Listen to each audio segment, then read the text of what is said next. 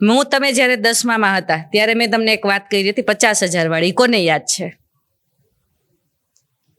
કે તમે 50,000 સેલેરી લઈને જશો ત્યારે તમે એમાંથી કેટલા બચાવશો ને કેવી રીતે બચાવશો, ને 50,000ની શું વેલ્યુ હશે? પણ એ નથી, એ જ ને. એ વેલ્યુ હવે તમને સમજાશે. માર્કેટમાં આવ્યા ને તમે, તો એ ગણતરી કરી તમે લોકોએ. અને બીજી વસ્તુ, હું જ્યારે ક્લાસમાં આવતી ત્યારે હજી મારો આમ પગ આવે ત્યાં કેટલા મને મનમાં ગાયડો દેતા કે આવ્યા. કારણ કે મને કૃષાંગીએ કીધું એ કે આંટી તમે આવતા ને ત્યારે એ કે અમે બોલવાનું ચાલુ કરી દેતા, કે હમણાં આવીને લેક્ચર દેશો. હે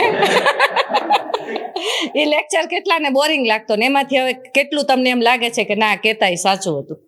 મને ઘણી વખત ચિરાગ સર કહેતા ને ત્યારે મને માથા ઉપરથી જાય, એ તો બોયલા રાખે. પણ હવે હું જ્યારે અહીંયા માર્કેટમાં બેઠી છું ને રાજકોટ, એટલે મને એમ થાય કે ના એ કહેતાથી બરાબર હતું, ત્યારે ધ્યાન દીધું હતું તો અત્યારે આ કામ લાગે છે. અત્યારે એની મારી કાંઈ જરૂર નથી, એ એની રીતે હું મારી રીતે. મેડમને મારી કાંઈ જરૂર નથી. ખરેખર નથી, એ ન હોય તો હું એકલી હેન્ડલ કરી શકું છું. ટૂંકમાં એ કેપેબિલિટી ડેવલપ કરી દીધી એમણે. ત્યારે જ્યારે મને કહેતા ને ત્યારે બહુ દુઃખ લાગતું, વાતમાં ટોકે છે ને એને બીજું કાંઈ આવડતું જ નથી ને ખીજાવા સિવાય. પણ અત્યારે મને એમ લાગે કે ના એ બરાબર હતું. એ ખીજાણા ત્યારે મેં મનમાં રાખ્યું અને એ મનમાં કરી બતાવ્યું કે જો તમે નથી તો હું એકલી બિઝનેસ કરી શકું છું. એમ તમારે પણ એ જ કરવાનું છે. ત્યારે તમને ખરેખર એવું લાગ્યું છે કે મેડમ આવીને લેક્ચર દે છે. આ મારી છોકરી જ મને કહે કે તમે આવતા ને તો ત્યારે અમે આમ બોલતા, તમે ઘણા બોલતા હશો. એટલે મેં તમને એક 50,000નું ઉદાહરણ આપ્યું હતું જે મને સરે શીખડાયું હતું. કોને યાદ છે?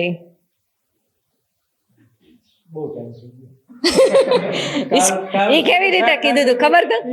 જો 50,000 સેલેરી હશે ને, દીકરીની સગાઈ થાય છે ને, મા બાપ પ્રાઉડ કરશે મારા જમાઈને 50,000ની કઈ વેલ્યુ જ નથી. 50,000 સેલેરીની કાંઈ વેલ્યુ જ નથી. તમે 20-25,000 તમારા ઘર ખર્ચમાં વાપરો, 10,000 તમારા મોજ શોખને આપશો, પાછળ વધ્યા 15,000 એ ફેમિલીને આપશો. 20 વર્ષે 15,000નો હિસાબ કરો. એક સારું મકાન સિટીમાં ન મળે, અને એ તમારે ખાલી રહેવા માટે મળે. તમારે જે ફેસિલિટી જોઈએ છે એ નહીં મળે. એટલે 50,000 કમાતા હોય ને જ્યારે, ત્યારે એમ નહીં વિચારતા 50,000 કમાઈએ છે. 50,000ની કંઈ વેલ્યુ જ નથી. 1 લાખ 1.5 લાખ રૂપિયા તમે મહિને કમાશો ને ત્યારે તમે સારી લાઈફ જીવશો.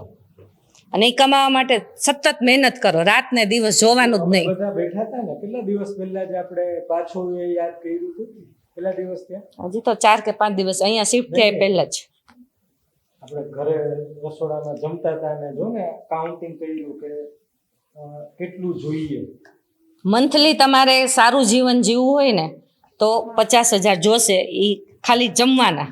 કારણ કે એક અત્યારે હોટલમાં તમે જાશો ને એટલે સીધું બિલ આવશે 2,500-3,000 રૂપિયાનું. અને એ વિચારતા 300ની ડીશ છે ને હાલની અડધી લઈ લેશું આપણે બે, એવી રીતે. તો તમે જ્યારે આ લાઈફમાંથી બહાર નીકળ્યા, સ્કૂલ લાઈફમાં હતા ત્યારે મેં એવું જ કર્યું હતું ને આ લોકો બધા એવું જ કર્યું હતું.